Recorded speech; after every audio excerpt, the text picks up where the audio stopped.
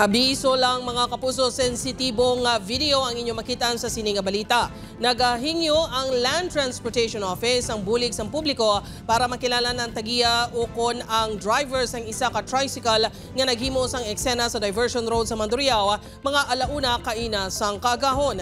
Makita sa video ang isa ka lalaki nga yara sa atop sang tricycle. Naga-underwear lang ini kag naka-helmet.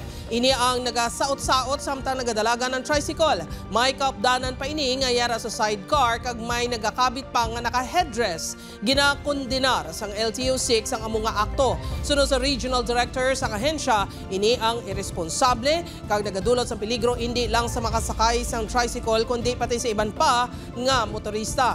Gani dapat gid kuno nga manabat ang registered owner sang tricycle. Maga-issue sang show cause order ang LTO-6 sa tag-iya sang tricycle sa tion nga makilalaan na ini. Sanction nato ninyo sila kung may lisensya sila. No, kung wala sila lisensya, we will prohibit them from getting a driver's license in the future.